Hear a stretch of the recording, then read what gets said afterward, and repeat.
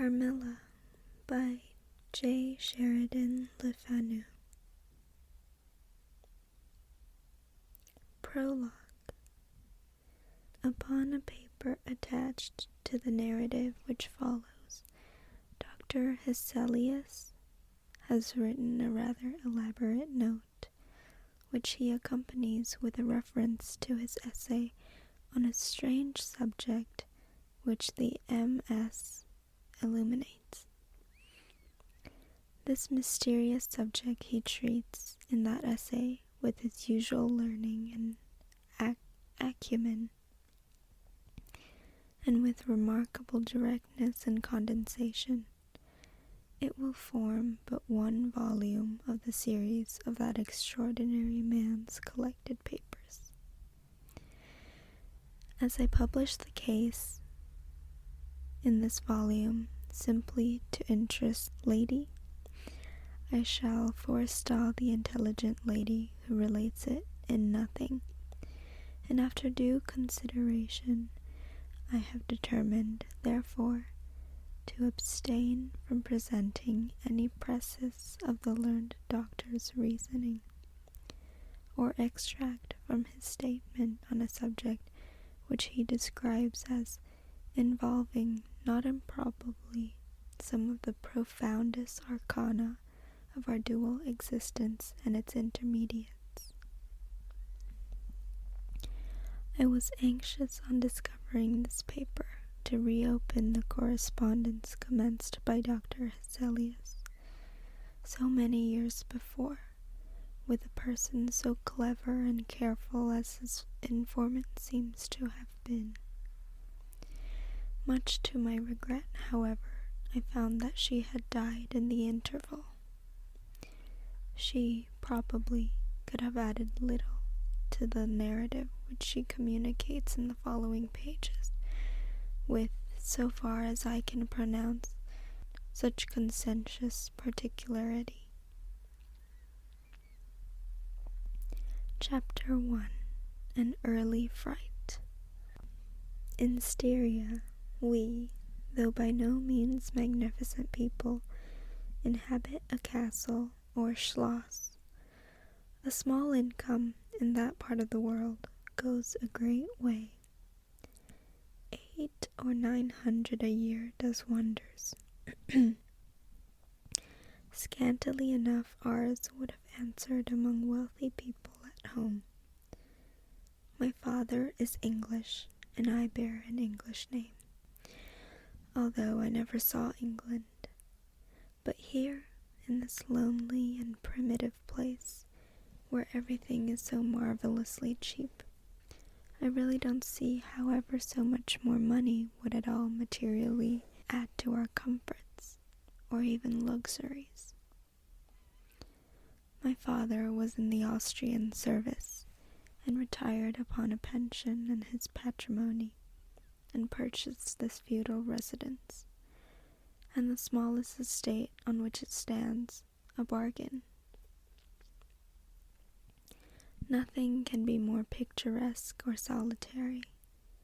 It stands on a slight eminence in a forest. The road, very old and narrow, passes in front of its drawbridge, never raised in my time, and its moat stocked with perch, and sailed over by many swans, and floating on its surface white fleets of water lilies. Over all this schloss shows its many-windowed front, its towers, and its gothic chapel. The forest opens in an irregular and very picturesque glade before its gate,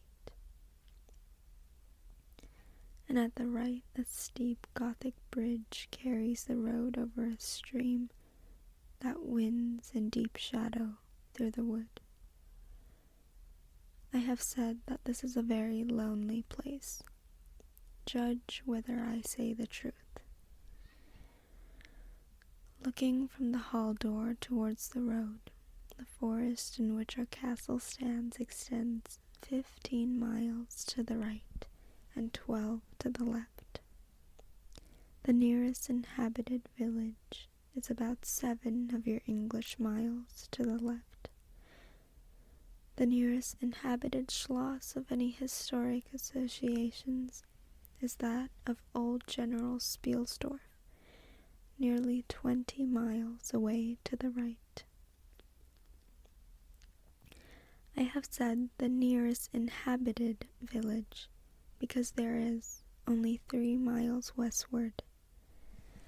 That is to say, in the direction of General Spielsdorf's Schloss, a ruined village with its quaint little church, now roofless, in the aisle of which are the mouldering tombs of the proud family of Karnstein, now extinct, who once owned the equally desolate chateau which, in the thick of the forest, overlooks the silent ruins of the town.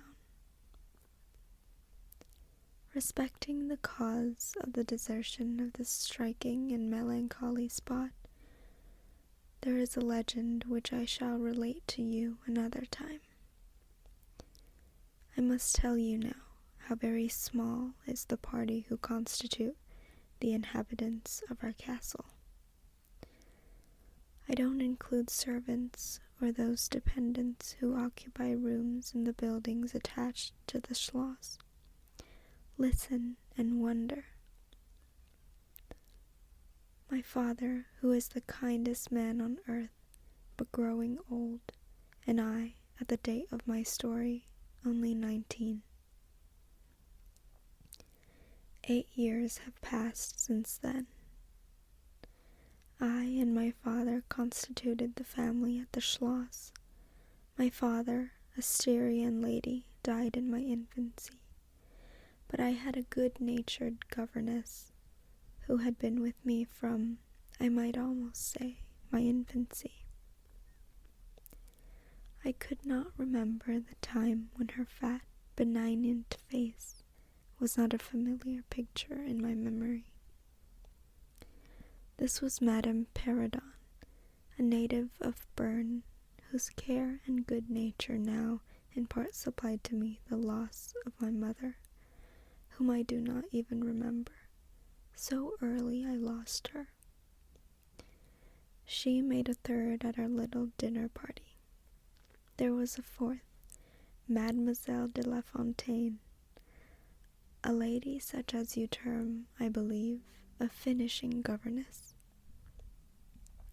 She spoke French and German, Madame Perrodon French and broken English, to which my father and I added English, which, partly to prevent its becoming a lost language among us, and partly from patriotic motives, we spoke every day. The consequence was a babel at which strangers used to laugh, and which I shall make no attempt to reproduce in this narrative. And there were 2 or 3 young lady friends besides, pretty nearly of my own age, who were occasional visitors for longer or shorter terms, and these visits I sometimes returned. These were our regular social resources, but of course there were chance visits from neighbors of only 5 or 6 leagues distance. My life was, notwithstanding, rather a solitary one, I can assure you. My governess had just so much control over me, as you might conjecture such sage persons would have in the case of a rather spoiled girl, whose only parent allowed her pretty nearly her own way in everything. The first occurrence in my existence which produced a terrible impression upon my mind, which, in fact, never has been effaced, was one of the very earliest incidents of my life which I can recollect. Some people will think it is so trifling that it should not be recorded here. You will see, however, by and by, why I mention it. The nursery, as it was called, though I had it all to myself, was a large room in the upper story of the castle, with a steep oak roof. I can't have been more than 6 years old, when one night I awoke, and looking round the room from my bed, failed to see the nursery maid. Neither was my nurse there, and I thought myself alone. I was not frightened, for I was one of those happy children who are studiously kept in ignorance of ghost stories, of fairy tales, and of all such lore as makes us cover up our heads when the door cracks suddenly, or the flicker of an expiring candle makes the shadow of a bedpost dance upon the wall. Nearer to our faces. I was vexed and insulted at finding myself, as I conceived, neglected, and I began to whimper, preparatory to a hearty bout of roaring, when to my surprise I saw a solemn but very pretty face looking at me from the side of the bed. It was that of a young lady who was kneeling with her hands under the coverlet. I looked at her with a kind of pleased wonder and ceased whimpering. She caressed me with her hands and lay down beside me on the bed and drew me towards her, smiling. I felt immediately delightfully soothed and fell asleep again. I was awakened by a sensation as if 2 needles ran into my breast, very deep at the same moment, and I cried loudly. The lady started back, with her eyes fixed on me, and then slipped down upon the floor and, as I thought, hid herself under the bed. I was now, for the first time, frightened, and I yelled with all my might and main. Nurse, nursery maid, housekeeper, all came running in, and hearing my story, they made light of it, soothing me all they could meanwhile. But, child as I was, I could perceive that their faces were pale with an unwonted look of anxiety, and I saw them look under the bed and about the room, and peep under tables and pluck open cupboards. And the housekeeper whispered to the nurse, "Lay your hand along that hollow in the bed. Someone did lie there. So sure as you did not, the place is still warm." I remember the nursery maid petting me, and all 3 examining my chest, where I told them I felt the puncture, and pronouncing that there was no sign visible that any such thing had happened to me. The housekeeper and the 2 other servants who were in charge of the nursery remained sitting up all night, and from that time a servant always sat up in the nursery until I was about 14. I was very nervous for a long time after this. A doctor was called in. He was pallid and elderly. How well I remember his long, saturnine face, slightly pitted with smallpox, and his chestnut wig. For a good while, every second day, he came and gave me medicine, which of course I hated. The morning after I saw this apparition, I was in a state of terror, and could not bear to be left alone, daylight though it was, for a moment. I remember my father coming up, standing at the bedside, and talking cheerfully, and asking the nurse a number of questions, and laughing very heartily at one of the answers, and patting me on the shoulder, and kissing me, and telling me not to be frightened, that it was nothing but a dream and could not hurt me. But I was not comforted, for I knew the visit of the strange woman was not a dream, and I was awfully frightened.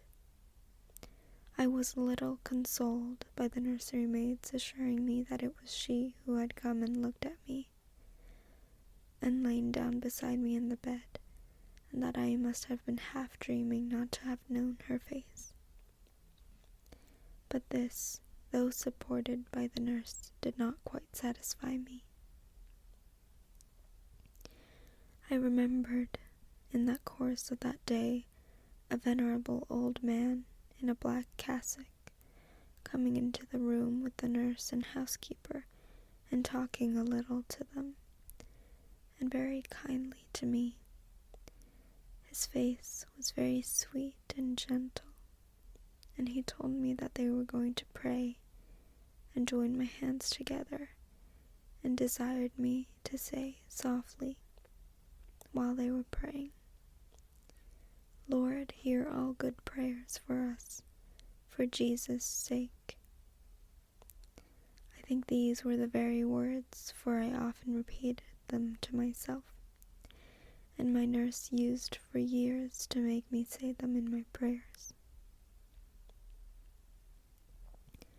I remembered so well the thoughtful, sweet face of that white-haired old man in his black cassock, as he stood in that rude, lofty brown room, with the clumsy furniture of a fashion 300 years old about him, and the scanty light entering its shadowy atmosphere through the small lattice. He kneeled, and the 3 women with him, and he prayed aloud with an earnest, quavering voice for what appeared to me a long time. I forget all my life preceding that event, and for some time after it is all obscure also, but the scenes I have just described stand out vivid as the isolated pictures of the phantasmagoria surrounded by darkness